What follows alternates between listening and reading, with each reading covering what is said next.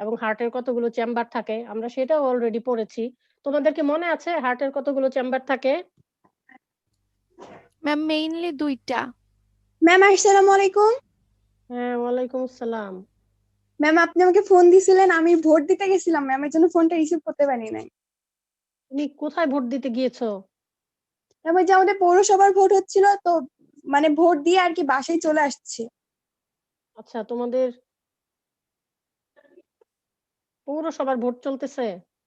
জি ma'am, আমাদের এখানে আজকে ভোট চলতেছে, পৌরসভার ভোটগুলা। ও, তুমি কি ভোট দিয়ে এসে পরে ক্লাসে অ্যাটেন্ড করেছো আবার? জি ম্যাম, আমি ভোট দিয়ে এসে জাস্ট বাসায় ফিরে ক্লাসে জয়েন করলাম। Very good. আচ্ছা, আমরা একটু আমাদের ক্লাস নিয়ে আলোচনা করছিলাম।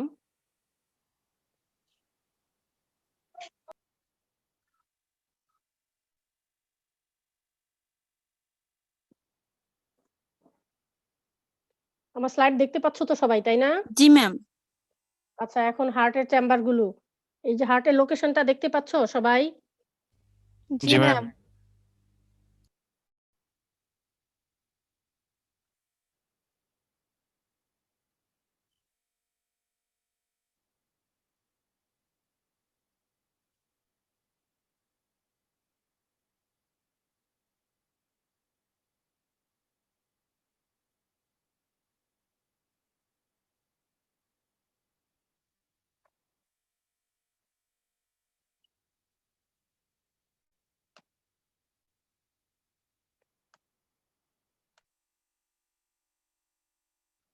আচ্ছা, হার্টের চেম্বার গুলো কোনটা কোথায় থাকে আমাকে বলো তো, এই চেম্বার গুলোর অ্যারেঞ্জমেন্টটা কিভাবে, কে কার সাথে কানেক্টেড একটু বলো, একজন একটু বলো ম্যাম ক্লিয়ারলি।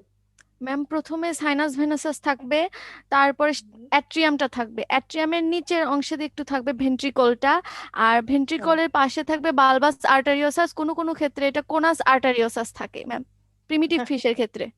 আচ্ছা, হ্যাঁ, একটু মনে হয় বলেছিলাম যে বালবাস থাকবে সাধারণত বনি ফিশে, আর প্রিমিটিভ যে ফিশ গুলো আছে সেগুলোতে থাকবে কনাস। আবার আমরা এমনও কিছু ফিশ দেখবো যেটাতে দুটোই থাকবে, হ্যাঁ, এরকমও থাকতে পারে। তো আমাদের হচ্ছে আমরা যখন ব্লাড সার্কুলেশনটা দেখবো, যে ব্লাডটা বডির বিভিন্ন অংশ থেকে যখন হার্টে আসবে, হ্যাঁ, প্রত্যেকটা চেম্বারে কিন্তু নিজস্ব কিছু কাজ আছে, একটা থেকে আরেকটাতে যাবে, এখানে এসে তারা হচ্ছে পাম্পিং এর মাধ্যমে এখানে একটা ফ্লো তৈরি হবে, হ্যাঁ, সেখান থেকে ব্লাডটা পরে হচ্ছে গিলে যাবে, এবং গিলে যাওয়ার পর কি আমরা জানি ফিশের ক্ষেত্রে লাংসের পরিবর্তে গিল থাকে, এবং গিলে সাধারণত এখানে ব্লাডটা অক্সিজেনের সাথে যুক্ত হয়, কার্বন ডাই অক্সাইডটা বের হয়ে যায় এবং অক্সিজেনটা এখানে ব্লাডে ইন করে, ফলে ব্লাডটা অক্সিজেনেটেড হয়। এবং তোমরা বলো তো যে গিল থেকে ব্লাডটা কি পরবর্তীতে হার্টে আসবে নাকি সরাসরি শরীরের বিভিন্ন অংশে যাবে, কি মনে হয় তোমাদের? ম্যাম গিল থেকে শরীরে যাবে, যেহেতু গিল থেকে অক্সিজেনেটেড ব্লাড যোগ হচ্ছে হ্যাঁ, ম্যাম। আচ্ছা, সবাই সবাই একমত তো এটার সাথে? জি কারো ম্যাম। কনফিউশন আছে? আছে কারো কনফিউশন? No ma'am. হ্যাঁ, আমাদের হচ্ছে এই সার্কুলেশনের বিষয়টা সম্পর্কে পরিষ্কার ধারণা থাকতে হবে। জেনারেলি যেটা হয় কিছু কিছু ক্ষেত্রে আমরা এক্সাম্পল দেখব, যেমন ফিশে কি লাং থাকে সাধারণত? বলো তো, ফিশে লাং থাকবে? নরমালি থাকে না ম্যাম। হ্যাঁ, কিন্তু কিছু কিছু ফিশে তো থাকতে পারে। কাদের লাং থাকে? ক্যাট ম্যাম ফিশে লাং থাকতে লাং পারে, লাং ফিশে লাং থাকতে পারে ফিশ ম্যাম। গুলার ম্যাম। ম্যাম লাং ফিশে ক্যাট ফিশে লাং থাকে? না no ma'am, ma'am. Cat fish কে বলছে বললো ক্যাট ফিশে লাং থাকতে লাং পারে? না ম্যাম, মানে ওদের কি বলে ম্যাম, এক্সেসরি মানে অর্গান থাকে একটা, সরি আমি লাং হ্যাঁ, বলে ওদের তো ফেলছি। অ্যাক্সেসরি রেসপিরেটরি অর্গান থাকে, সেটার ওটা আমি ফাংশন লাং কি বলে করে? ফেলছি, সরি। লাং হ্যাঁ, ফিশে সেটাও লাং আমরা থাকে ম্যাম। পড়বো, এটাও তোমাদের প্রশ্ন আছে। হ্যাঁ, আমরা যখন রেসপিরেশন চ্যাপ্টার পড়বো, আমিই পড়াবো এই চ্যাপ্টারও, তো আমরা পরে কোনো নেক্সট উইকে মেবি আমরা ওই চ্যাপ্টার ধরবো, তখন পড়বো ওটার কি কাজ। তো এইখানে যেহেতু নর্মালি বনি ফিশে লাং থাকে না, হ্যাঁ, সেহেতু সার্কুলেশনটা কিন্তু ওয়ান ওয়ে, তাই না? ওয়ান ওয়ে কেন? দেখো, যেই ক্ষেত্রে হচ্ছে হিউম্যানের ক্ষেত্রে যদি আমরা চিন্তা করি, বা যাদের লাং থাকে ম্যামালসের ক্ষেত্রে যদি চিন্তা করি, তাহলে কি হার্টের মধ্য দিয়ে ব্লাডটা কিন্তু দুইবার প্রবাহিত হয়, হ্যাঁ, এই জন্য জি আমরা ম্যাম। তখন আমরা সেটাকে কিন্তু টু ওয়ে বলি, হ্যাঁ, বা হচ্ছে এই যে ডাবল, তোমরা একটু পরে পড়বে যে সিঙ্গেল, ডাবল, প্রাইমারি, সেকেন্ডারি, হ্যাঁ, এই টার্মগুলো আমি একটু ধারণা দিয়ে নিচ্ছি। আবার দেখো ফিশের ক্ষেত্রে যেহেতু একবারই ব্লাডটা ফ্লো হয়, শুধুমাত্র কার্বন ডাই অক্সাইড যুক্ত ব্লাডটাই এটার মধ্যে দিয়ে প্রবাহিত হয়, এই জন্য এটাকে আমরা সিঙ্গেল বলি। হ্যাঁ, এটা কিন্তু সার্কুলেশনটা ওয়ান ওয়ে, হ্যাঁ, ইয়ের ভিতর দিয়ে কিন্তু কখনোই দুইবার যাবে না। তো আমরা এই ভেরিয়েশন গুলো একটু পরে ছবিতে এক্সপ্লেন করব, সাথে সাথে আমরা একটু দেখবো। এখন দেখো কনাস এবং বালবাস এটার পার্থক্যটা আমি গত ক্লাসে বলতে চেয়েছিলাম, তোমাদের সময় শেষ হয়ে গিয়েছিল। দুটার মধ্যে একটু বেসিক ডিফারেন্স আছে। কনাস আর্টেরিওসাস এটা হবে কি কন্ট্রাক্টাইল, অপর পক্ষে যেটা বালবাস এটা কিন্তু ইলাস্টিক। হ্যাঁ, এটা হচ্ছে অনেক ইলাস্টিক। আবার কনাসের ক্ষেত্রে দেখো এটা হচ্ছে মেইনলি কার্ডিয়াক মাসল, আর বালবাসের ক্ষেত্রে হচ্ছে mostly connective tissue. Connective tissue দেখেই এটা হচ্ছে অনেক বেশি ইলাস্টিক। তোমাদের কিন্তু পরীক্ষায় পার্থক্য আসে কনাস আর্টেরিওসাস এবং বালবাস আর্টেরিওসাসের মধ্যে পার্থক্য লিখো। তো এটা খুবই সিম্পল।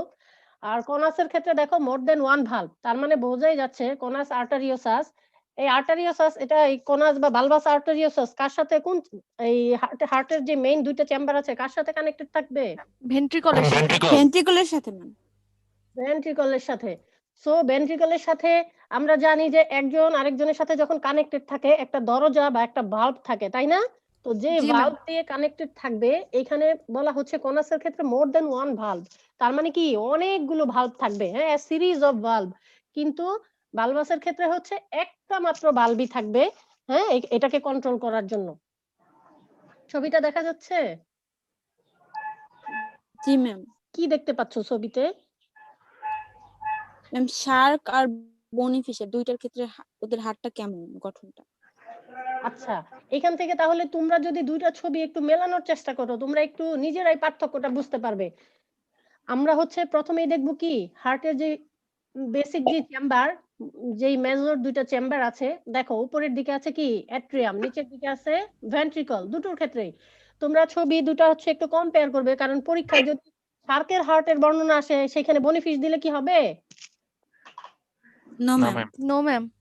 তো বেসিক যে ডিফারেন্স, এখন বলতে পারো যে ছবি আঁকার ক্ষেত্রে সাইজ শেপ এটা একটু এদিক সেদিক হতে পারে, কিন্তু ভিতরে যে কম্পোনেন্ট গুলো আছে কোনটা কোন জায়গায় প্লেস করা ছিল সেটা কিন্তু ভুল হলে চলবে না।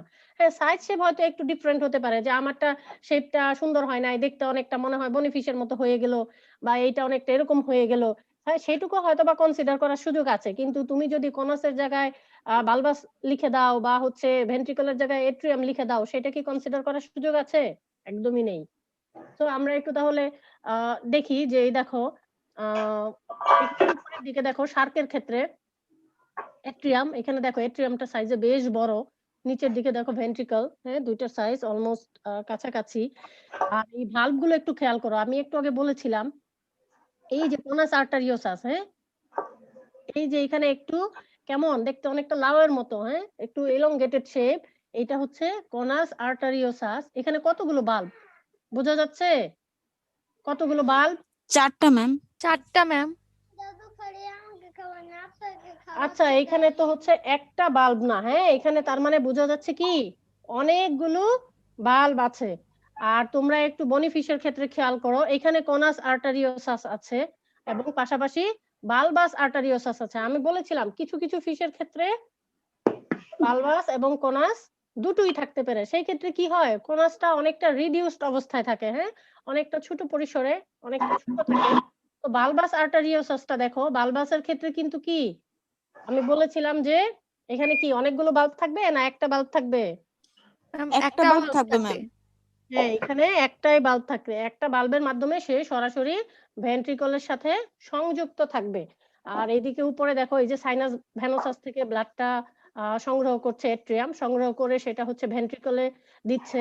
আচ্ছা, এই যে অ্যারো চিহ্নগুলো হচ্ছে খুব ইম্পর্টেন্ট, কারণ অ্যারো চিহ্নটা হচ্ছে কি ব্লাডের ফ্লোটা নির্দেশ করে, ব্লাডটা কার কাছ থেকে কার কাছে যাচ্ছে এটা কিন্তু এই অ্যারো দিয়ে মিন করা হয়েছে।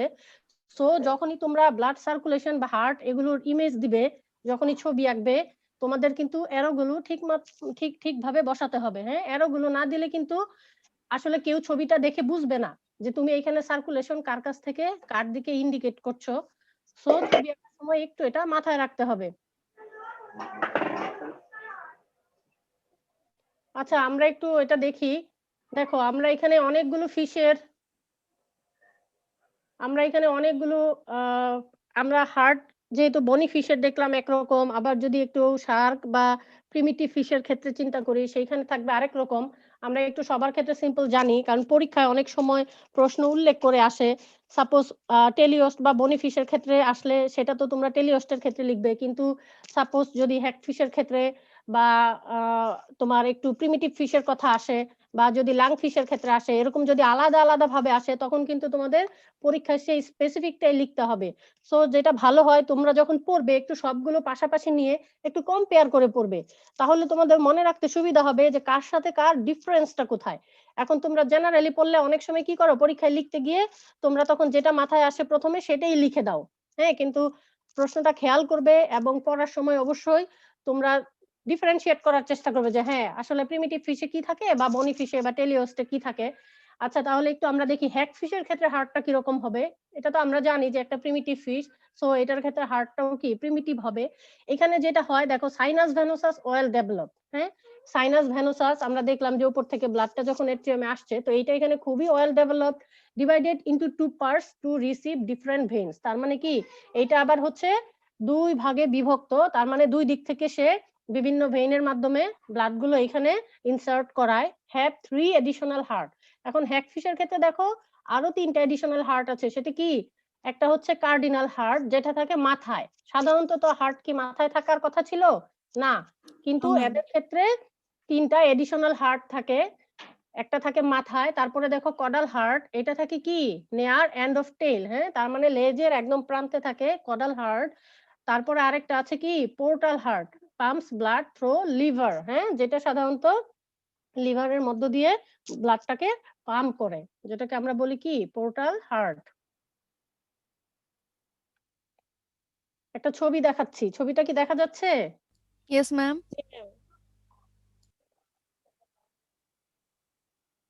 আমার ল্যাপটপের মাউসটা খুব স্লোলি রেসপন্স করছে, হ্যাঁ, যার কারণে মাঝে মাঝে প্রবলেম হচ্ছে।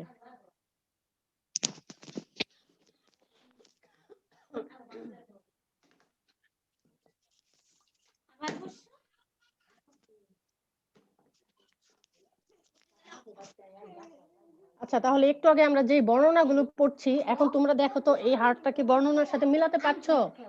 এখানে বলা হয়েছে যে সাইনাস ভেনোসাস এটা সাধারণত 2টা পার্টে বিভক্ত থাকবে, কারণ দুই দিক থেকে বিভিন্ন ভেইনের মাধ্যমে ব্লাডটা এট্রিয়ামে প্রবেশ করবে। একটু খেয়াল করো, এই যে বাম পাশে সাইনাস ভেনোসাস, হ্যাঁ, ব্লাডটা ইন্ডিকেট করে বোঝানো হয়েছে, দেখো ব্লু কালার অ্যারো দিয়ে। তো সাইনাস ভেনোসাস দিয়ে আসলে কি ব্লাড প্রবেশ করবে বলো তো? এটা কি অক্সিজেনেটেড না ডিঅক্সিজেনেটেড? কোন ব্লাড? Deoxygenated deoxygenated.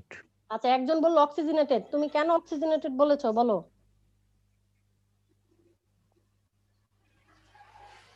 বলো তো কেন অক্সিজেনেটেড বলেছো? তুমি কি ভুল ক্রমে বলেছো নাকি কোনো যুক্তি আছে বলার পেছনে? আচ্ছা, এখন একদম পিন ড্রপ সাইলেন্ট, তার মানে এই কথাটা কেউ বলে নাই। আচ্ছা, এইখানে হচ্ছে আমাদের, এটা তো পরীক্ষা না, এটা হচ্ছে আমাদের ক্লাস। এখানে আমরা আলোচনা করব, আলোচনা সাপেক্ষে আমাদের ধারণাগুলো যেন আরো ক্লিয়ার হয়, সেটাই তো আমাদের উদ্দেশ্য। সো এইখানে আসলে ভয় পাওয়ারও কোনো কারণ নাই, শাই ফিল করারও কারণ নাই। তো আমরা এই যে হুট করে বলতে গেলে অনেক সময় বলতে পারো যে স্লিপ অফ টাং, আমরা ভুল করে ফেলি। কেন ভুল করে ফেলি? তার মূল কারণ হচ্ছে আমাদের কনসেপ্টটা ক্লিয়ার থাকে না, বা আমরা যে হয়তো পড়েছি একটু একটু ঝাপসা মনে আছে। তো আমি প্রথমেই বলেছিলাম যে ফিশ হার্ট সাধারণত আমরা হার্টে কি ব্লাডটা সার্কুলেশন হবে এখানে ওয়ান ওয়ে, তার মানে এক দিক থেকে ব্লাডটা এখানে ফ্লো করবে। তো যেহেতু ফিশ হার্টের ক্ষেত্রে এখানে অক্সিজেন, হার্টে কি কখনো ব্লাডের সাথে অক্সিজেন মিক্স আপ হওয়ার সুযোগ আছে বলতো? এখানে কোনো অক্সিজেনের সোর্স আছে? না ম্যাম। No ma'am.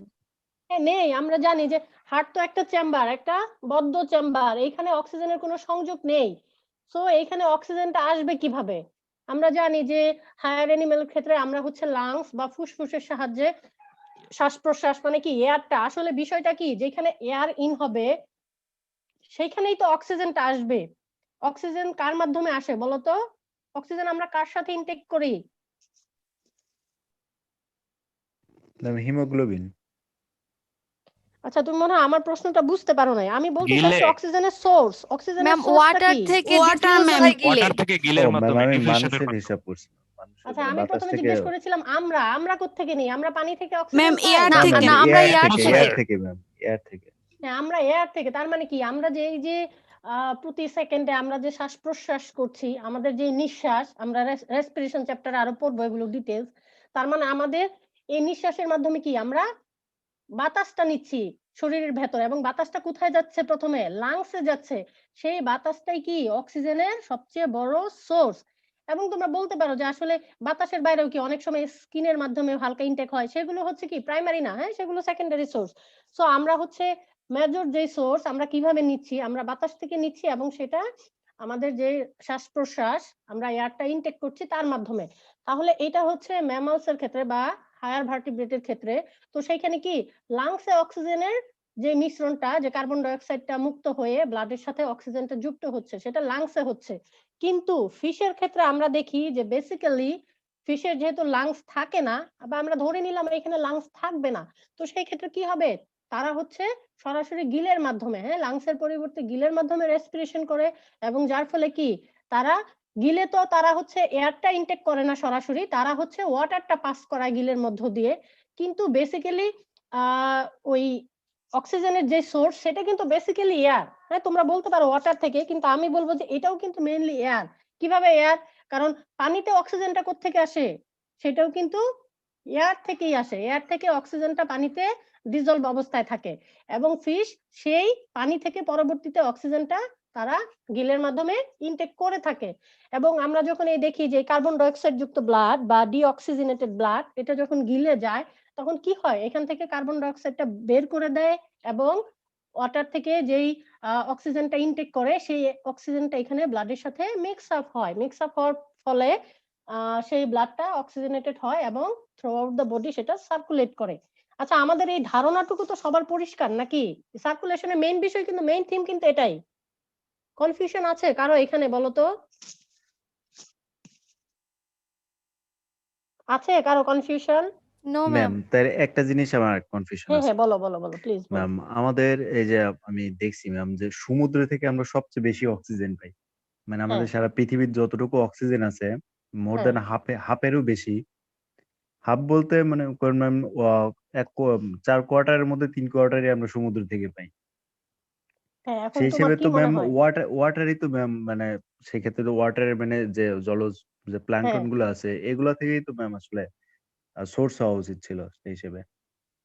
আচ্ছা, তুমি বলতে চাচ্ছ যে পানিতে যেই জলজ ম্যাম উদ্ভিদগুলো থাকে তারাই হ্যাঁ হচ্ছে অক্সিজেন প্রোডাকশনের সবচেয়ে বড় সোর্স, এটাই তো বলতে হ্যাঁ চাচ্ছ? হ্যাঁ ম্যাম, হ্যাঁ ম্যাম। আচ্ছা, এবার আমরা যদি এইভাবে দেখি যে পৃথিবীর কত ভাগ জল আর কত ভাগ স্থল, বলো তো? 3 ভাগ জল 1 ভাগ স্থল। হ্যাঁ, তাহলে কি জলের ভাগটাই তো বেশি, আর স্থলের ভাগটা কি খুবই কম। কম। সেই হিসেবে তুমি যদি বলো যে হ্যাঁ, জলে গাছপালা, পৃথিবীর যে স্থলে যে গাছপালা আছে সেখান থেকে অনেক বেশি থাকার কথা ছিল, বেশি তো জি থাকার ম্যাম, কথা ছিল। জি ম্যাম। কিন্তু আবার এইভাবে চিন্তা করো যে বড় বড় যে গাছপালাগুলো, সেগুলো কি আসলে জলে থাকে? তা থাকে না, কিন্তু ম্যাম সংখ্যায় তো ম্যাম যারা জলে আছে তারাই বেশি। আচ্ছা, সংখ্যায় যারা জলে আছে তারাই বেশি, আবার তুমি যদি ডিপ সিতে যাও, ডিপ সিতে গাছের পরিমাণ কি খুব বেশি? না সেখানে ম্যাম। ছোট ছোট, হ্যাঁ, এলজি থাকে, গ্রিন এলজি থাকে, হ্যাঁ, বা ছোট ছোট। এখন আমি যেটা তোমাদের বুঝাতে চাচ্ছি, পানিতে তো অক্সিজেন আছে, সেই অক্সিজেনের সোর্স কি শুধুমাত্র হচ্ছে জলে যে উদ্ভিদ সেটাই? না তা না ম্যাম, তবে আমার কাছে মনে হচ্ছিল যে সংখ্যা হয়তো যেহেতু বেশি এরাও হয়তো সোর্স হতে পারে। হ্যাঁ, সোর্স তো অবশ্যই হতে পারবে, সোর্স তো অবশ্যই হবে। হ্যাঁ, আমি এটা বলতে চাচ্ছি না যে পানি থেকে, পানিতে কোনোভাবে বাতাস ছাড়া অক্সিজেন আসার পসিবিলিটি নেই, আমি কিন্তু সেটা বলিনি বা বলতে চাচ্ছিও না। আমি বলতে চাচ্ছি যে বাতাসের যে অক্সিজেন আমরা যেমন ইনটেক করছি, আমরা তো আর জল থেকে অক্সিজেন নিতে পারি না, আমরা কি সেটা পারি? সম্ভব না ম্যাম। না। না, আমাদের ক্ষেত্রে কিন্তু ল্যান্ড অ্যানিমেলের ক্ষেত্রে সেটা কোনোভাবেই সম্ভব নয়। এবং আমরা জানি যে পৃথিবীতে ল্যান্ড অ্যানিমেলের তুলনায় পানিতে যেই অ্যানিমেল গুলো আছে তাদের সংখ্যা কিন্তু সবসময় বেশি। জলজ যেই উদ্ভিদ বা প্রাণী আছে তাদের সংখ্যা কিন্তু ল্যান্ড অ্যানিমেলের তুলনায় আসলেই অনেক বেশি। হ্যাঁ, কিন্তু সেগুলো সবই এখনো এক্সপ্লোর করা হয়নি বা সবই আমাদের জানা নেই। আচ্ছা, এখন পানিতে কিন্তু অক্সিজেন দুই ভাবে আসে। পানিতে যে ডিজলভ অক্সিজেন, তার মানে হচ্ছে যে জলজ যে উদ্ভিদ তুমি যেটা বলছো যে হ্যাঁ তারা তো ফটোসিনথেসিস করে, সেখান থেকে তো আসেই। পাশাপাশি এয়ারে যে অক্সিজেন থাকে সেই অক্সিজেনটাও কিন্তু পানিতে ডিজলভ অবস্থায় যায়। তার মানে কিন্তু ফিশের ক্ষেত্রে তাহলে দুইটা সোর্স, হ্যাঁ, শুধুমাত্র যে তোমরা অনেক সময় বলো যে পানি থেকে ডিজলভ অক্সিজেন, শুধু সেটাই কিন্তু একমাত্র সোর্স না, পানি থেকে দুই ভাবেই আসে, বুঝতে পেরেছো? জি ম্যাম। এখন তোমার প্রশ্ন ছিল কি যে পানি থেকে বেশি আসে না বাতাস থেকে বেশি আসে সেটা? জি ম্যাম। না, এখন হ্যাঁ বলো। হ্যাঁ এটাই। আচ্ছা, এটা তো আবার ভ্যারি করবে, এটা তুমি নিজেই একটু চিন্তা করো, কারণ সব ওয়াটার বডির কন্ডিশন কি একরকম? না ম্যাম। কারণ কিছু কিছু ওয়াটার বডি আছে অক্সিজেন পোর কন্ডিশন বিরাজ করে, হ্যাঁ, সেখানে হয়তো পর্যাপ্ত পরিমাণ ফাইটোপ্ল্যাঙ্কটন নেই, বা সেখানে হচ্ছে ওভারঅল যে ওয়াটার কোয়ালিটিটা ঠিক নেই, ডিজলভ অক্সিজেন স্ট্যান্ডার্ড যেটা থাকার কথা ছিল তার তুলনায় অনেক কম আছে, কিন্তু সেখানেও তো অ্যাকোয়াটিক অর্গানিজম গুলো সার্ভাইভ করে আছে, তাহলে তাদের তো অক্সিজেনের রিকোয়ারমেন্ট ফুলফিল করতে হলে কি করতে হবে? যেইভাবেই হোক বাতাস থেকে অক্সিজেনটা তাদেরকে ওই পানিতে যাওয়ার পর ইনটেক করতে হবে। সো এইটা আসলে আমরা কনফিউশন না করি, যে আমরা তো জানি যে ফিশ পানি থেকে কিভাবে অক্সিজেন পায়, ডিজলভ অক্সিজেনটা ন্যাচারালি পায়, এবং ডিজলভ অক্সিজেনটার সোর্সটা কি? এখন সোর্সটা বলতে গেলে আমরা কিন্তু ওই পানিতে যে অক্সিজেনটা আসতেছে সেটাও, পাশাপাশি হচ্ছে এয়ারে যে অক্সিজেন আছে সেটারও একটা পোর্শন, একটা পার্ট পানিতে মিক্স আপ হচ্ছে, হওয়ার পর সেটাও কিন্তু ফিশ ইনটেক করছে। এখানে কিন্তু আমরা ন্যাচারাল কথা বলছি, আর যদি এয়ার ব্রিদিং বা এক্সেপশনাল বলো, ওরা তো আবার হচ্ছে ডিরেক্টলি নিতে পারে, ওদের বিষয়টা আলাদা, আমরা ওইটাতে যাব না, আমরা যেটা নরমাল সেই বিষয়টাতে আসি। তাহলে এটা কিন্তু তোমার প্রশ্নের সবচেয়ে বড় উত্তর হলো এটা কিন্তু এনভায়রনমেন্ট অনুযায়ী ভ্যারি করবে, ওয়াটার বডি অনুযায়ী ভ্যারি করবে, হ্যাঁ, যেখানে হচ্ছে পানিতে পর্যাপ্ত পরিমাণ অক্সিজেন আছে সেখানে হচ্ছে কি বাতাস থেকে খুব একটা মিক্স আপ না হলেও সমস্যা নাই। আবার হচ্ছে দেখো যেখানে হচ্ছে ওয়েদারটা অনেক উইন্ডি, হ্যাঁ, প্রচুর বাতাস থাকে, হ্যাঁ, যেমন তোমরা যদি সমুদ্রের কথা চিন্তা করো, সমুদ্রে দেখো এখানে বাতাস একটা অনেক বড় সোর্স, কি জন্য? কারণ ওইখানে অনেক উইন্ডি, কন্টিনিউয়াসলি কি হচ্ছে পানিটা সার্কুলেট করছে। তোমরা পড়েছো যে স্ট্যান্ডিং ওয়াটারে কিরকম থাকে বা রানিং ওয়াটারে কিরকম থাকে, তাহলে যেখানে রানিং ওয়াটার সেখানে কি এয়ার থেকে আবার অক্সিজেনটা ডিজলভের সুযোগ পাচ্ছে অনেক বেশি, আবার যেটা স্ট্যান্ডিং সেখানে কিন্তু এয়ার থেকে খুব একটা অক্সিজেন পানিতে যাওয়ার সুযোগ পাচ্ছে না, বুঝতে পারছো? জি ম্যাম। তাহলে তোমার প্রশ্নের উত্তর আমি আশা করি তুমি নিজেই পেয়েছো। জি ম্যাম পাইছি। হ্যাঁ, তাহলে এটা আমরা যে সব সময় পানি বেশি অক্সিজেন ক্যারি করে বলতে পারবো না, এটা হচ্ছে টোটালি ডিপেন্ড করবে ওইটার এনভায়রনমেন্টের উপর, হ্যাঁ, অনেক ক্ষেত্রে ওই পানিটা সবচেয়ে বড় সোর্স, বা ফিশের ক্ষেত্রে আমরা বলি যে পানি থেকে ডিজলভ অক্সিজেনটাই বড় সোর্স, এবং সেই ডিজলভ অক্সিজেন কোত্থেকে আসে, তখন আসবে কি এয়ারের পোর্শনটা, যে হ্যাঁ এয়ার থেকে এইভাবে ডিজলভ অক্সিজেন পানিতে আসে।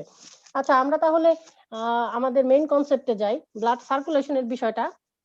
তাহলে অক্সিজেনটা আসার পর আমরা দেখছি যে হ্যাঁ সেটা মিক্স আপ হবে, হওয়ার পর সেই ব্লাডটা সারা বডিতে ছড়িয়ে যাবে। তো এইখানে যেটা ছিল হ্যাগফিশের ক্ষেত্রে, তাহলে আমরা দেখি যে হ্যাগফিশের ক্ষেত্রে এই যে এদিক দিয়ে তারপর কি হচ্ছে কোনাস আর্টারিওসাস, এদের ক্ষেত্রে যেহেতু প্রিমিটিভ ফিশ, বালবাস আর্টারিওসাস থাকে না, থাকে কি কোনাস আর্টারিওসাস, এবং এদিক দিয়ে হচ্ছে তখন ব্লাডটা, আচ্ছা এখানে তোমরা দেখতে পাচ্ছ তো এদিক দিয়ে আসতেছে আর এদিক দিয়ে যাচ্ছে, এই নিচের দিকে কি থাকে আমাকে বলতে পারবে?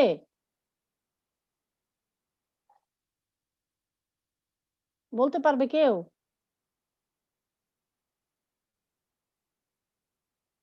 এই কোনাস আর্টারিওসাস থেকে ব্লাডটা কিভাবে যাচ্ছে গিলে, এটা কেউ বলতে পারবে?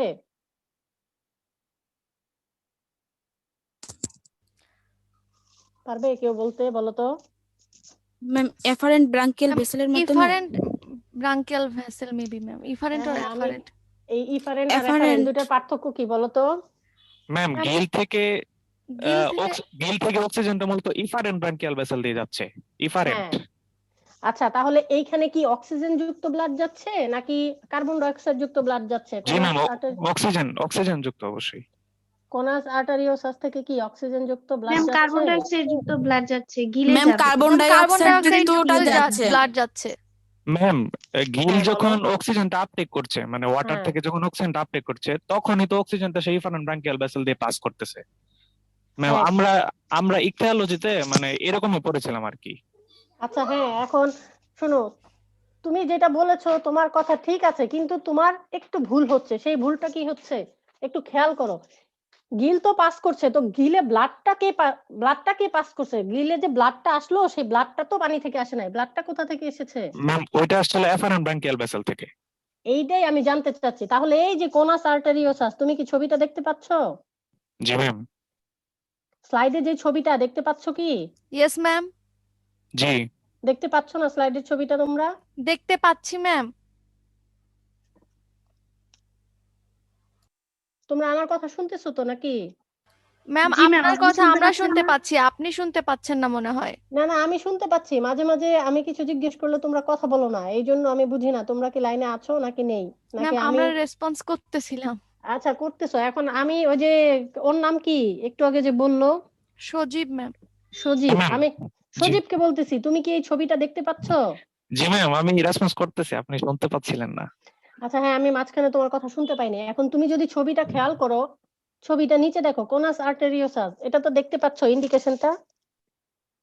জি ম্যাম, এটা বের হচ্ছে, মানে বেরিয়ে হ্যাঁ, যাচ্ছে। কি বের হচ্ছে দেখো, এখানে সাইড নোটে লেখা আছে oxygen poor blood leaves the heart and goes to the Giles.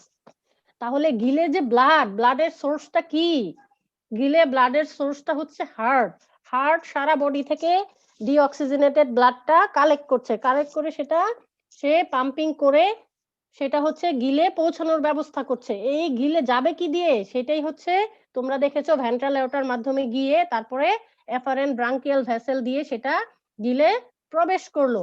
So গিলে যেহেতু ব্লাডটা প্রবেশ করেছে, তোমার প্রশ্ন ছিল তো গিলে তো সরাসরি অক্সিজেন যুক্ত হচ্ছে, তাহলে এখানে হার্ট থেকে ব্লাডটা যাওয়ার প্রয়োজন কি? এখন তুমি আমাকে বলো যে আমি যে কথাটা বললাম এখানে তার উত্তর আছে, তাহলে এই হার্ট থেকে যে ব্লাডটা গেল তার কাজ কি এখানে বলো এখন তুমি আমাকে।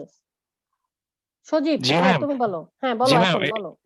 এটা হচ্ছে মানে ব্লাডটা যখন ফিশের বডি থেকে মানে হার্ট থেকে সারা বডি চক্রাকার করে ঘুরে আসছে, তখন ভেন্ট্রাল এওর্টা হ্যাঁ থেকে কার্বন ডাই অক্সাইড সমৃদ্ধ রক্তটা এফারেন্ট ব্রাঙ্কিয়াল ভেসেল থেকে গিলে চলে গেছে। আচ্ছা তারপরে ওইখানে কার্বন ডাই অক্সাইড ছেড়ে দিছে, তারপরে হ্যাঁ গিল যখন আবার নতুন করে অক্সিজেনেটেড ব্লাড করতেছে, মানে অক্সিজেনটা আপটেক করতেছে, তখন সেই অক্সিজেনটা ইফারেন্ট ব্রাঙ্কিয়াল ভেসেল দিয়ে পাস করতেছে। আচ্ছা, এখানে একটু সংশোধন। তুমি যেটা বলছো সে অক্সিজেন পাস পাস করবে না সরাসরি, সে কি পাস করবে? ব্লাডটাকে পাস করবে। তার মানে তোমার এখানে একটু কনফিউশন ছিল, যার কারণে তোমার বলাতে একটু ভুল ছিল। তুমি বলতে চাচ্ছিলে যে হ্যাঁ গিলে তো অক্সিজেন আসতেছে, তাহলে সে তো ডিরেক্টলি এই অক্সিজেনটা পাস পাস করতেছে, তাহলে এখানে ব্লাডটা আসার দরকার কি? তাহলে তুমি সে অক্সিজেনটা কিভাবে পাস করবে? সে অক্সিজেনটা পাস করবে ব্লাডের ব্লাডের সাথে মিক্স আপ মাধ্যমে। হয়। হ্যাঁ, তো এই ব্লাডটা সে পাচ্ছে কোত্থেকে? দেখো প্রথমে যে ব্লাডটা যাচ্ছে এফারেন্ট ব্রাঙ্কিয়াল ভেসেল দিয়ে, সেই ব্লাডটা ছিল কি কার্বন ডাই অক্সাইড যুক্ত। সো এই গিলে যখন গেল, যাওয়ার পর সে কি করলো? কার্বন ডাই অক্সাইডটা এখান থেকে বের করে দিল, আর পানি থেকে যে অক্সিজেনটা নিয়েছে সেই অক্সিজেনটা এখানে কিন্তু ব্লাডে মিক্স আপ হলো।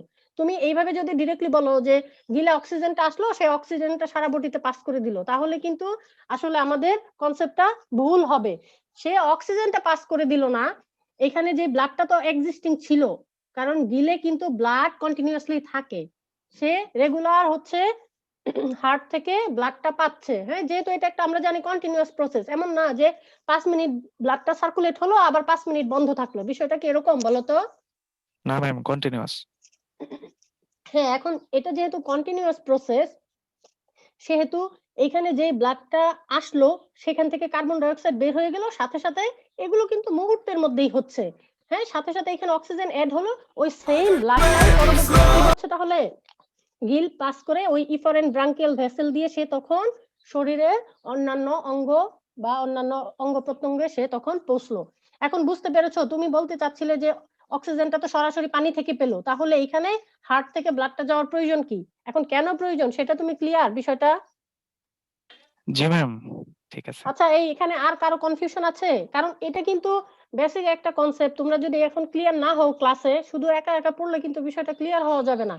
কারণ হচ্ছে ভাইভাতে তোমাদের এটা জিজ্ঞেস করা হয়, আর আমি ভাইভাতে তো অবশ্যই থাকবো, আমি নিজেই তোমাদের এই প্রশ্ন জিজ্ঞেস করবো। তাই ধরে রাখো আমি প্রত্যেককেই এই ব্লাড সার্কুলেশনের বিষয়টা জিজ্ঞেস করবো। সো তোমাদের এটা সম্পর্কে একটা ক্লিয়ার কনসেপ্ট থাকতে হবে।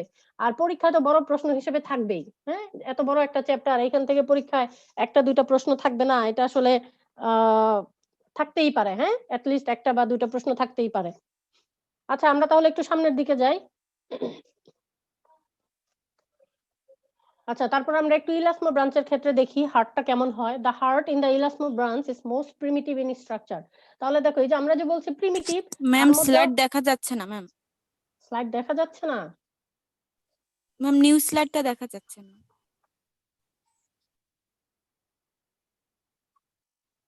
আচ্ছা, হঠাৎ করে হচ্ছে এটা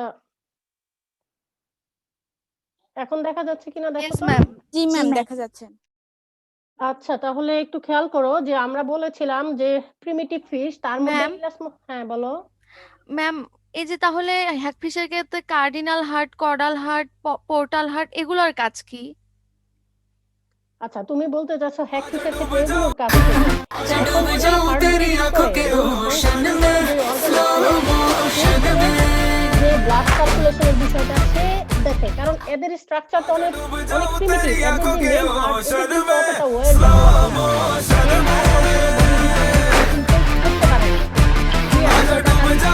এই হার্ট করতে পারে না।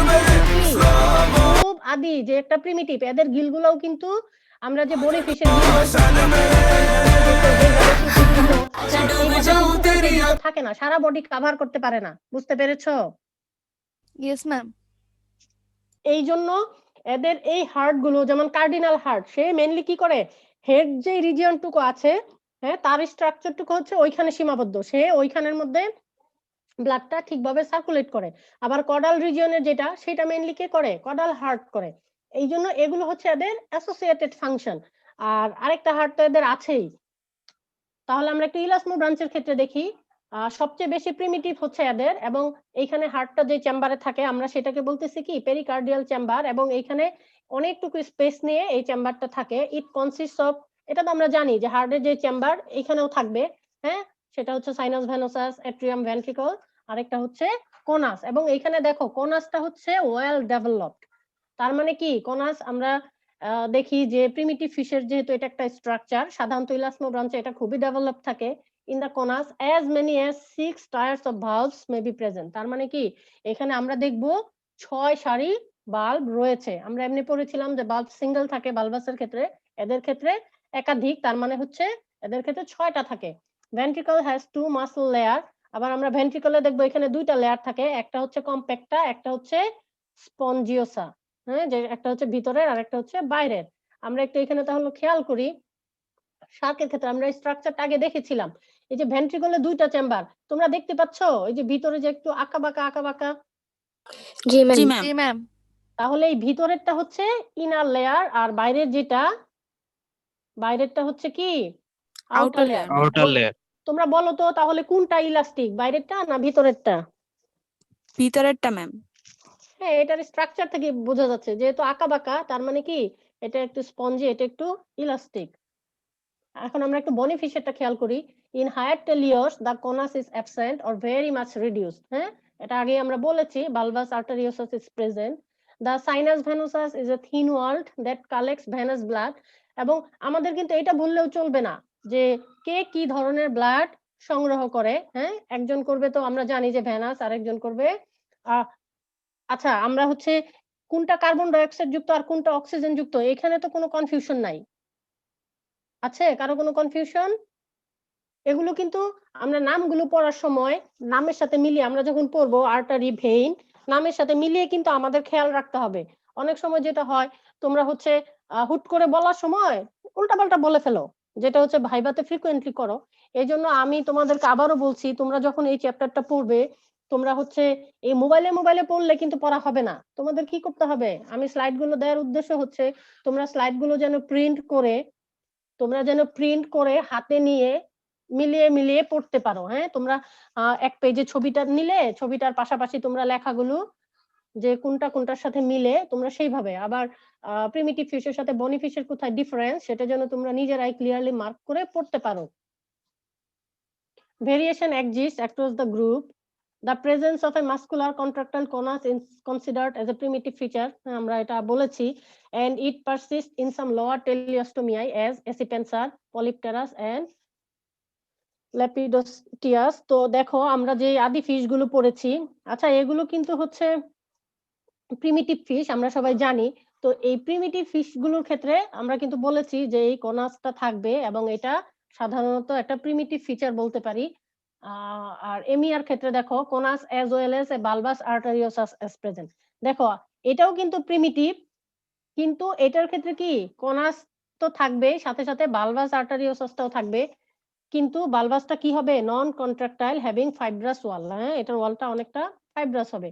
দেখো একটু আগে আমরা শার্কের হার্ট দেখেছি, এখন আমরা বনিফিশের হার্ট দেখছি, দুইটার কম্প্যারিজনও কিন্তু দেখেছি। একটু খেয়াল করো, এই একটু আগে আমরা দেখেছিলাম ভেন্ট্রিকলের ক্ষেত্রে, শার্কের ক্ষেত্রে যেরকম থাকে ভিতরের অংশটুকু, এটার ক্ষেত্রে কি সেরকম না? একটু ডিফারেন্স আছে, খেয়াল করেছো? সারফেসটা কিন্তু এদের যেই ইনার ওয়ালটা, এটা কিন্তু একটু ডিফারেন্ট। আর আমি প্রথম দিন বলেছিলাম যে হার্টের শেপটা হচ্ছে সাধারণত এস, সেটা হচ্ছে তোমরা বনিফিশের ক্ষেত্রে খেয়াল করলে বুঝতে পারবে শেপটা কি অনেকটা এস এর মতো, তাই না? আমরা যদি এইভাবে চিন্তা করি অনেকটা এস শেপড। ছবি আঁকার সময় তোমাদের এটা একটু মনে রাখতে হবে। এই যে দেখো হার্টের যে চেম্বার, এটাকে বলে কি? মায়োকার্ডিয়াম। তো এই ভিতরের এই বাইরের যে লেয়ারটা, এটা অনেকটা কম্প্যাক্ট, এটাকে আমরা বলছি কম্প্যাক্ট মায়োকার্ডিয়াম। আর ভিতরের এটা কি অনেকটা স্পঞ্জি। হ্যাঁ, এটা ছবি থেকেই পরিষ্কার বোঝা যাচ্ছে, এটা হচ্ছে spongy myocardium. Atrium is divided into two parts by an incomplete septum. তাহলে আমরা একটু ছবিতে দেখি, তাহলে আরো পরিষ্কার হবে। তাহলে এদের ক্ষেত্রে দেখো ছবিতে অ্যাট্রিয়াম কোনটা দেখা যাচ্ছে? ছবিতে কি অ্যাট্রিয়ামটা বোঝা যাচ্ছে বলো তো? জি ম্যাম। হ্যাঁ, এই যে উপরের দিকে, হ্যাঁ, যে আমি যে পয়েন্ট দিয়ে ইন্ডিকেট করছি, দেখো এখানে একটা ইনকমপ্লিট, তার মানে কি এটা টোটালি দুই ভাগে বিভক্ত থাকে না, একটা ওয়াল, হ্যাঁ, যে বেশি অর্ধেক জায়গা জুড়ে, হ্যাঁ, পাশে একটা আবার দরজার মতো ফাঁকা থাকবে, তাহলে এখানে অ্যাট্রিয়ামটা এসে আবার দুই ভাগে বিভক্ত হয়ে যাবে, হ্যাঁ, একটা লেফট আর একটা হচ্ছে right. Functional three chambers heart like amphibian, তার মানে আমরা জানি যে অ্যামফিবিয়ানে যেমন তিনটা চেম্বার থাকে হার্টে, তো এদের চেম্বারও অনেকটা দেখতে ওই তিনটা চেম্বারের মতোই। রাইট এট্রিয়াম লার্জার দেন লেফট, সাধারণত রাইটটা একটু লেফটের তুলনায় বড় হয়। আর রাইটের কাজ হচ্ছে কি? Deoxygenated blood from sinus venosus. দেখো দুইটা ভাগে ভাগ হওয়ার কারণ হচ্ছে দুইটা একটু ডিফারেন্ট ফাংশন করবে। রাইটের কাজ হচ্ছে ডিঅক্সিজেনেটেড ব্লাড নিবে, আর লেফটের কাজ হচ্ছে কি? অক্সিজেনেটেড ব্লাড নিবে ফ্রম পালমোনারি ভেইন। ম্যাম ছবিটা সেই একটু হিসেবে মাছের তো হ্যাঁ ম্যাম ডিরেক্ট গিল থেকে সারা শরীরে চলে যাচ্ছে, অক্সিজেনেটেড ব্লাড চলে যাচ্ছে। ম্যাম হ্যাঁ এদের ক্ষেত্রে তো তাইলে মানুষের মতো অনেকটা দেখতেছি ম্যাম, মানে হ্যাঁ, ফুসফুস কারণ থেকে ওই আগে যে ফার্স্টে লাং থাকে যে, হার্টে আসবে, হার্ট থেকে তারপর সারা শরীরে যাবে। হ্যাঁ, এই যে আমরা এটা তো তখন মিল পাবো, আমরা সামনে এটা ডিটেলস আরো পড়বো, তখন তোমরা দেখবে যে এই যে আমরা মানুষের ক্ষেত্রে যেমন সিস্টেমটা যেমন ডাবল, তখন দেখবো যে এদের ক্ষেত্রেও সিস্টেমটা ডাবল, হ্যাঁ, যে হ্যাঁ, ম্যামালসের সাথে জি অনেকটা ম্যাম। মিল। এগুলোই তোমাদের পড়ার সময় একসাথে করে তোমাদের মনে রাখতে হবে যে টেলিওস্টের সাথে এদের কি ডিফারেন্স, হ্যাঁ, লাংফিশের কেমন হবে, টেলিওস্টের কেমন হবে, তোমরা এটা নিজেরাই এখন পার্থক্য বুঝতে পারবে, যত সামনে আগাবো বুঝতে পারবে।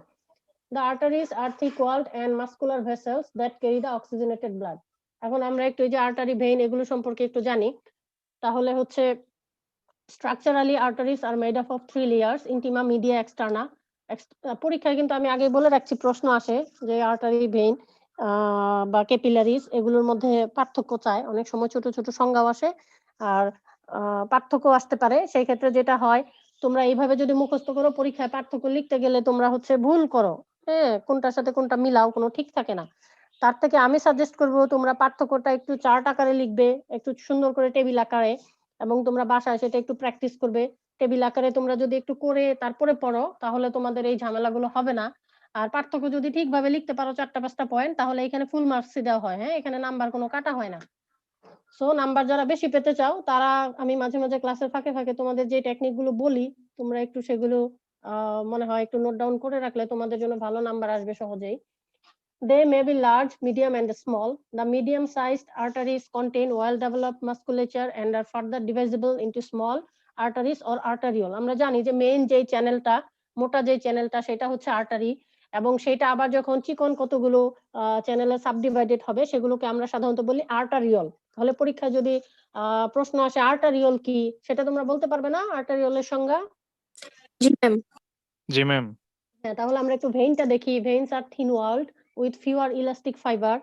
দেখো আমরা বলেছিলাম আর্টারিটা হচ্ছে থিক ওয়ালড, দেখেছো? তোমরা যদি একটু লিখে লিখে নিজেরা পড়ো, ইজিলি পার্থক্য বের করতে পারবে, হ্যাঁ, সবই কিন্তু স্লাইডে কম বেশি বলা আছে, পাশাপাশি তোমরা ইন্টারনেটের হেল্প নিতে পারো। তো ভেইনের ক্ষেত্রে এরা কিন্তু thin walled with fewer elastic fiber, এদেরও তিনটা লেয়ার আছে।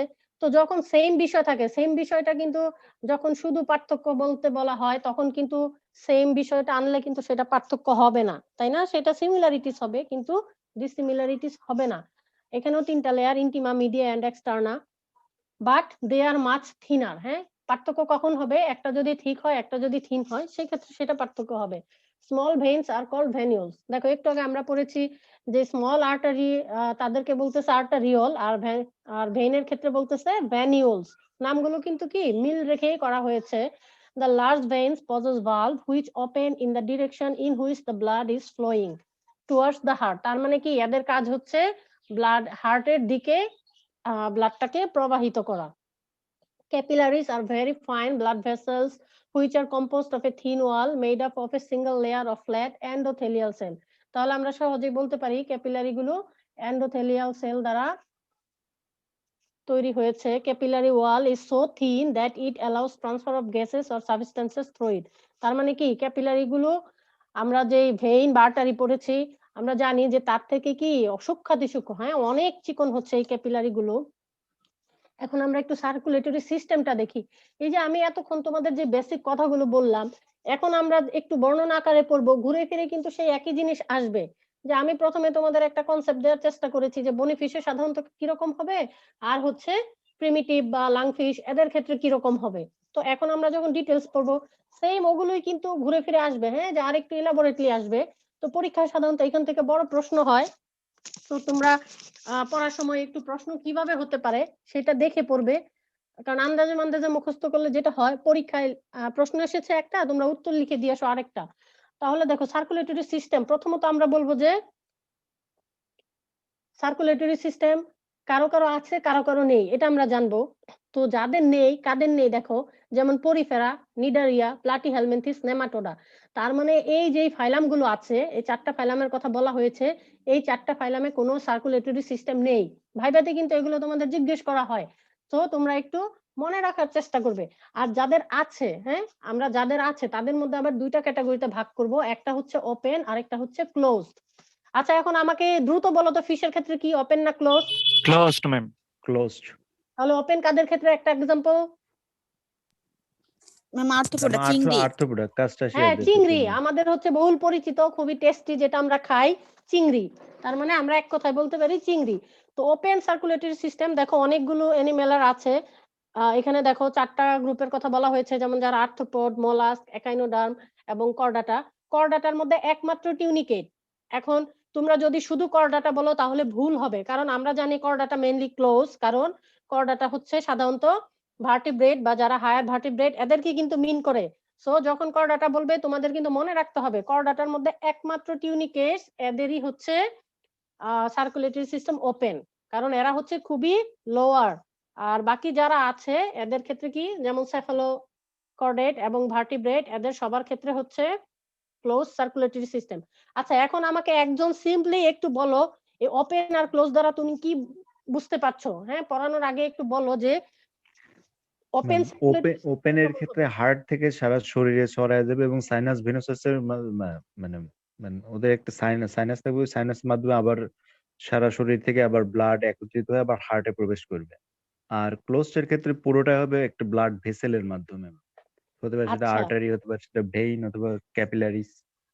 আচ্ছা তোমার ক্লোজ সিস্টেমটা ঠিক আছে। এখানে ক্লোজ মানেই হচ্ছে ব্লাডটা চ্যানেলের মধ্যে সীমাবদ্ধ থাকবে, মানে বডির কোনো সংস্পর্শে আসার সুযোগ থাকবে না। এখন আমাদের শরীরের ভিতরে আমরা জানি অসংখ্য শিরা উপশিরা আছে। এখন শিরা উপশিরা আছে বিধায় কি সরাসরি শরীরের অন্যান্য অঙ্গের সাথে একটা চ্যানেলের মাধ্যমে শুধু লিংক আপ থাকে, এছাড়া কিন্তু ব্লাড যেখানে সেখানে লিংক আপ হওয়ার সুযোগ নেই। কিন্তু যাদের ক্ষেত্রে ওপেন তারা কিন্তু কি বডি ক্যাভিটির সাথে পুরো বডি ক্যাভিটি জুড়েই কিন্তু ব্লাডটা ফ্লো করে। হ্যাঁ, সেই ক্ষেত্রে কিন্তু এটাকে আমরা আর ক্লোজ বলতে পারছি না, কোনো নির্দিষ্ট চ্যানেলের মধ্যে রক্তটা সীমাবদ্ধ নেই। হ্যাঁ, সারা দেহেই এইভাবে অ্যাবজর্ব হতে পারে। আমরা এখন তাহলে একটু দেখি আমাদের এখানে লেখা কি ভাষায় লেখা আছে। Open circulatory system found mostly in invertebrate, সেটা অলরেডি আমরা জেনেছি। এখানে তাহলে ব্লাডটা কিভাবে দেখো, is not enclosed in the blood vessel. তাহলে আমরা যদি এক কথায় দুইটার পার্থক্য করতে চাই তাহলে ওপেনের ক্ষেত্রে কি blood is not enclosed in the blood vessel, but is pumped into a cavity called hemocoel.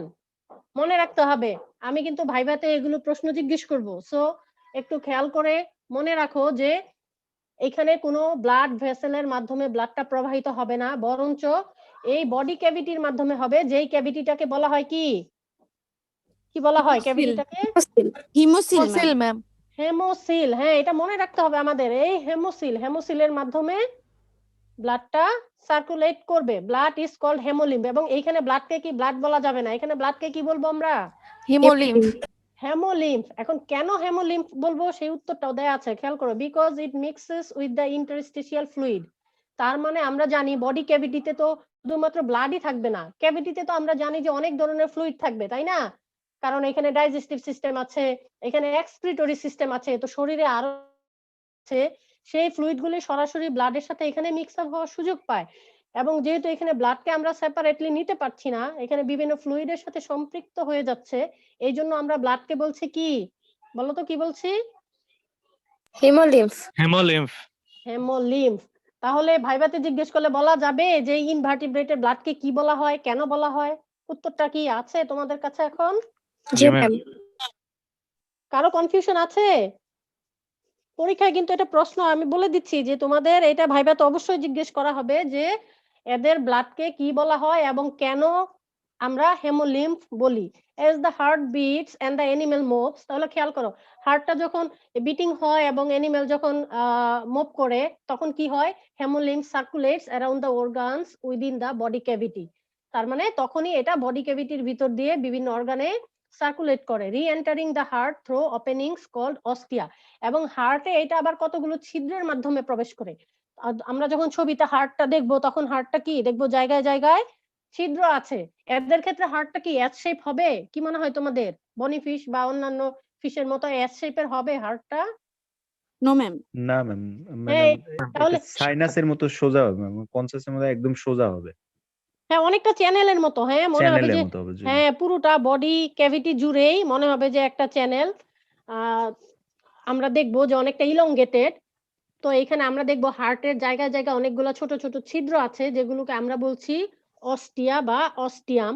This movement allows for gas and nutrient exchange. এবং যে মুভমেন্টটা হয় এই মুভমেন্টের মাধ্যমে পাশাপাশি কি গ্যাস বা নিউট্রিয়েন্টও এক্সচেঞ্জ হওয়ার সুযোগ হয়। দুইটা ছবি আছে, ছবিতে একটু বোঝার চেষ্টা করো তাহলে। ছবিতে এদের যে হার্টটা কি বোঝা যাচ্ছে? এই যে হার্ট বোঝা যাচ্ছে, হার্ট কোনটা যে? ম্যাম। হার্ট কেমন? এস শেপ কেমন? হার্টটা অনেক লম্বা। চ্যানেল। হ্যাঁ লম্বা একটা নালীর মতো দেখা যাচ্ছে না? জি ম্যাম। হার্টের ভিতরে এই যে ছোট ছোট ছিদ্র, খেয়াল করেছো? জায়গায় জায়গায় মনে হচ্ছে কি ছোট ছোট একটা আমের আটির মতো ছোট ছোট জি এক ম্যাম। একটা ছিদ্র। এই ছিদ্রগুলোকে আমরা কি বলছি? অস্টিয়াম। তারপরে এই যে যেমন একটা ইনসেক্ট, এই নিচের ছবিটা কি? এটা আমরা যদি চিংড়ি চিন্তা করি, চিংড়ি জাতীয়, তাহলে এরকমই থাকবে চিংড়ির মধ্যে। আর উপরে দেখো, উপরে আরেকটা ইনসেক্ট, হ্যাঁ একটা মাছি। তো মাছির ক্ষেত্রেও একটু খেয়াল করো, এখানেও সেম দেখেছো চ্যানেলের মতো। ওই যে মাঝে মাঝে কি আছে ছোট ছোট পোর, এগুলোকে বলা হচ্ছে অস্টিয়া। আর এই যে বডি ক্যাভিটি, হ্যাঁ মাঝখানে যে ফাঁকা জায়গাটা, এটাকে আমরা বলছি কি বডি ক্যাভিটি। আর অ্যারো দিয়ে ইন্ডিকেট করা হয়েছে হেমোসিল। তার মানে হচ্ছে এই যে এই পুরো বডি ক্যাভিটি, হ্যাঁ এটাকে আমরা এখানে কি বলছি? হেমোসিল। আর এদের ব্লাডকে কি বলবো তাহলে? হিমোলিম্ফ। হেমোলিম্ফ। এই যে অ্যারোগুলো দেখতে পাচ্ছো, অ্যারোগুলো অস্টিয়া দিয়ে, এই অস্টিয়া দিয়ে এই যে প্রবেশ করছে, আবার হচ্ছে জি, এই জি, ম্যাম। অ্যাওটার মাধ্যমে, দেখো অ্যাওটার মাধ্যমে বের হয়ে যাচ্ছে। হ্যাঁ এইভাবে এরা যখন মুভমেন্ট করে বা হার্ট বিটিং করে তখন এইভাবে ব্লাডটা সার্কুলেট হয়। এটা কিন্তু খুবই সিম্পল, হ্যাঁ এটা কিন্তু একদমই কমপ্লেক্স না। ওপেন নাম থেকে বোঝা যাচ্ছে খুবই সিম্পল। আমরা একটু ক্লোজটা দেখি দ্রুত, তাহলে ক্লোজ সিস্টেমে কি হবে? পার্থক্যটা কোথায়? এটা সাধারণত বড় এবং অ্যাক্টিভ অ্যানিমেলের ক্ষেত্রে থাকে। সাধারণত vertebrate have a close circulatory system. It consist of A heart and an intricate network of vessels। তার মানে হচ্ছে এদের হার্টটা সাধারণত অনেকগুলো ভেসেলের দ্বারা কি থাকবে? একদম পরিপূর্ণ থাকবে। হ্যাঁ হার্টের গঠনটা এরকম, এরা হচ্ছে সিম্পল না হয়ে একটু কমপ্লেক্স হবে, that are all connected to each other. তার মানে বিভিন্ন ভেসেলের মাধ্যমে এটা একে অন্যের সাথে সম্পৃক্ত থাকবে, সংযুক্ত থাকবে। Blood is pumped by heart throughout the body in a continuous circuit, হ্যাঁ, ইন ওয়ান ডিরেকশন। এবং এটা সাধারণত কি হবে, হার্টের মধ্য দিয়ে আমি বলেছি যে ফিশের ক্ষেত্রে সাধারণত এটা ওয়ান ডিরেকশন। শুধু ফিশের ক্ষেত্রে না, এটা যদি তুমি আরো কিছু এনিমেলের ক্ষেত্রেও দেখো, এখানে পাম্পিংটা হবে আসলে একটা ডিরেকশনে, এবং কখন সেখানে ব্লাডটা দুইবার আসে একবার আসে সেটার পার্থক্যটা আমরা পরে দেখব। তাহলে আমরা শুধু এটুকু জানি, এখানে সার্কিটটা থাকবে ডিরেকশন একটাই, returning back to the heart and carrying carbon dioxide with it to be expelled by the lungs. এবং কার্বন ডাইঅক্সাইডটা কি, এটা কিন্তু শুধু ফিশের ক্ষেত্রে বলা হচ্ছে না, এটা সাধারণত ভার্টিব্রেট যে সিস্টেমটা থাকবে সেটা বলা হচ্ছে। তো এদের ক্ষেত্রে কি কার্বন ডাইঅক্সাইডটা লাংসের মাধ্যমে, মানে আমরা যদি আমাদের কথাই ধরি, সাধারণত লাংসে যাবে এবং লাংসে যাওয়ার পর কার্বন ডাইঅক্সাইডটা সেখান থেকে আউট হবে। Due to the nature of this system, animals with close circulatory system have higher blood pressure. এবং এই কারণেই সাধারণত এদের ব্লাড প্রেশারটা হায়ার থাকে। এটা কিন্তু এই সিস্টেমের কমপ্লেক্সিটির কারণেই, ওপেনের ক্ষেত্রে যেটা সিস্টেমটা সিম্পল, এই জন্য ব্লাডের প্রেশারটাও অনেক লো থাকে। আমরা এই ছবিটা যদি একটু খেয়াল করি, খুবই সিম্পল একটা ছবি, এবং ছবিতে সব দেখো, এরোটা যদি না দাও তাহলে তুমি বোঝা যাবে না। এখানে দুইটা কালার দিয়ে ইন্ডিকেট করা হয়েছে, একটা কার্বন ডাইঅক্সাইড যুক্ত ব্লাড, আরেকটা হচ্ছে অক্সিজেন যুক্ত। নিচে একটু লেখা আছে দেখো, ব্লাড ক্যারিং কার্বন ডাইঅক্সাইড, যে ব্লু কালার, তার মানে এটা হচ্ছে কি কার্বন ডাইঅক্সাইড যুক্ত ব্লাড, এবং এটা কি ভেইনের মাধ্যমে যাচ্ছে। আর ডান পাশে দেখো রেড কালার যেটা, এটা হচ্ছে অক্সিজেনেটেড ব্লাড, যেটা আর্টারির মাধ্যমে।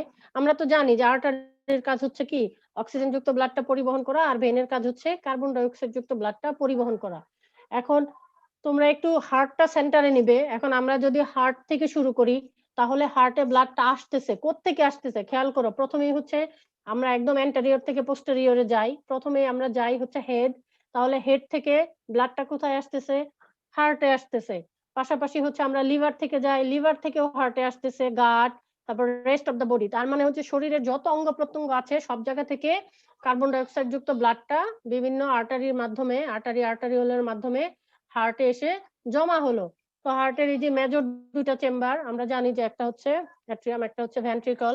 তাহলে দেখো যে হার্টের যেই চেম্বারটা, এই যে দেখো চেম্বারে আসলো, হ্যাঁ, তারপরে আমরা জানি যে একটা চেম্বারের সাথে আরেকটা কি দ্বারা, হ্যাঁ, যে বাল্ব দ্বারা সম্পৃক্ত। তো এই বাল্ব গুলো হচ্ছে নিয়ন্ত্রণ করে কখন ব্লাডটা আসবে।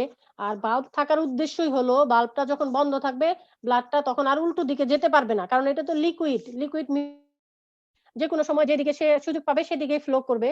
তো সেটা যেন না হয়, এই জন্যই কিন্তু বাল্ব সিস্টেম, কারণ বাল্ব বন্ধ থাকবে তার মানে সে আর উল্টো দিকে ফিরে যেতে পারবে না। তারপরে এই হার্ট থেকে সে আসবে কোথায়, লাংসে। আমরা হচ্ছে এটা ন্যাচারালি যেহেতু ভার্টিব্রেটের কথা চিন্তা করতেছি, এদের লাংস থাকবে। তো লাংসে আসার পরে কার্বন ডাইঅক্সাইডটা এখানে আউট হবে এবং এখানে অক্সিজেনটা যুক্ত হবে লাংসের ভিতরে।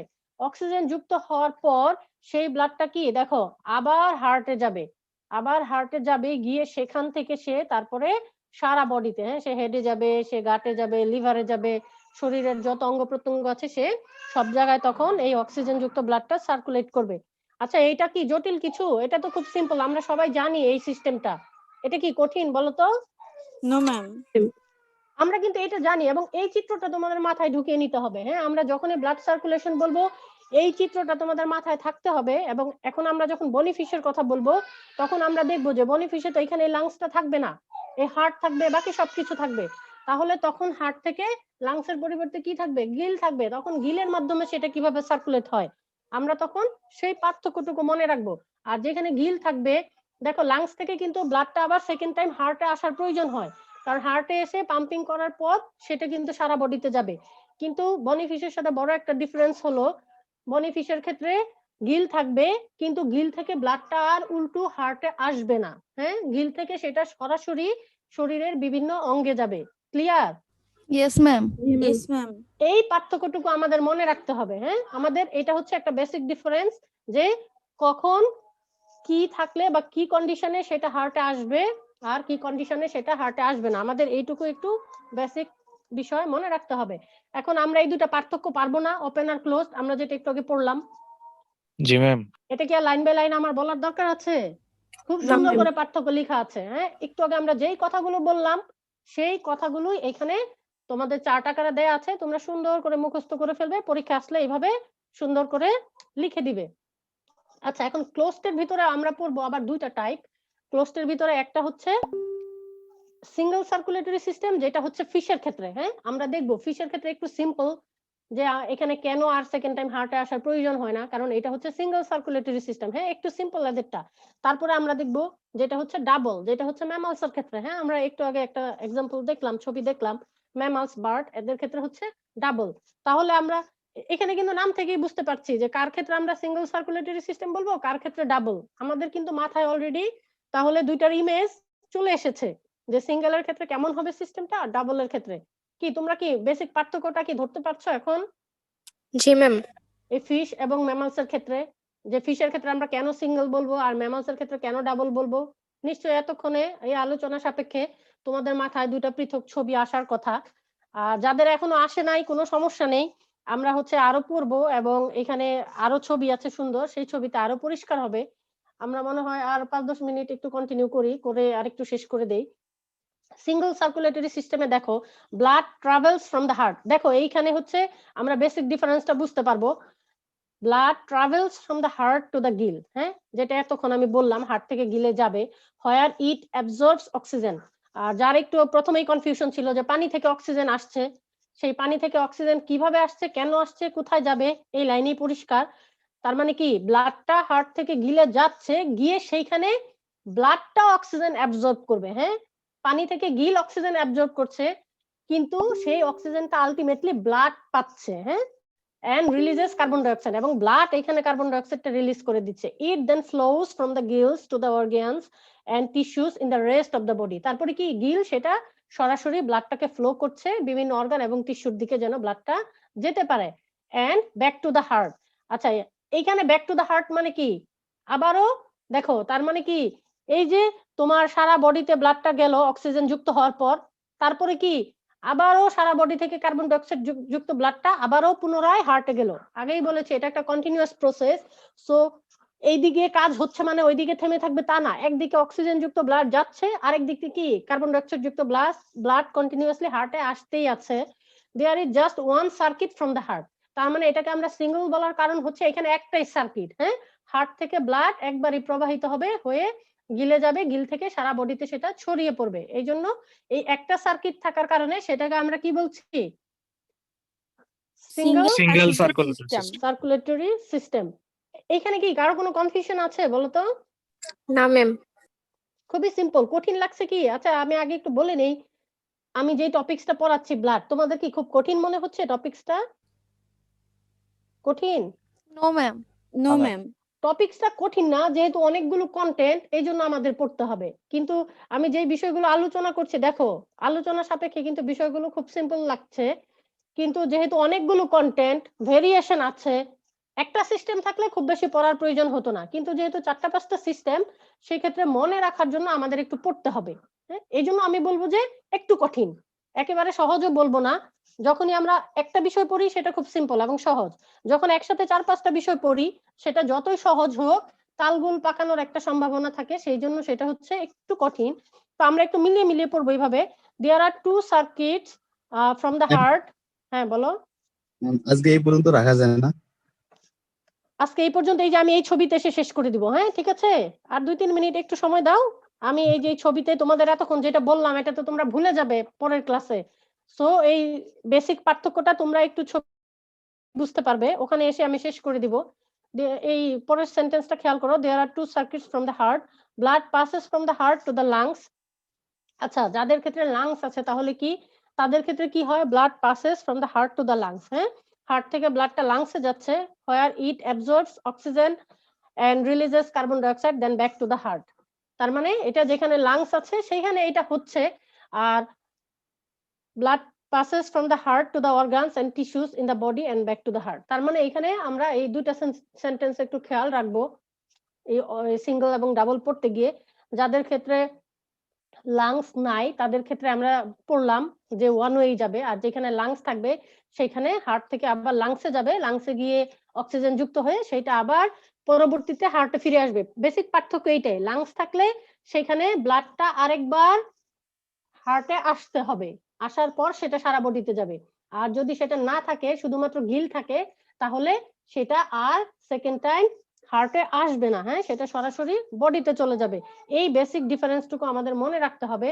তাহলে এই যে সিঙ্গেল আর ডাবলের ক্ষেত্রে পার্থক্যটা এখন তোমরা নিজেরাই বুঝতে পারবে যে এখানে লাংস নাই, এখানে গিলের মধ্যে কার্বন ডাই অক্সাইড এসে ছেড়ে দিয়ে অক্সিজেন যুক্ত হয়ে সেটা সারা বডিতে চলে গেল।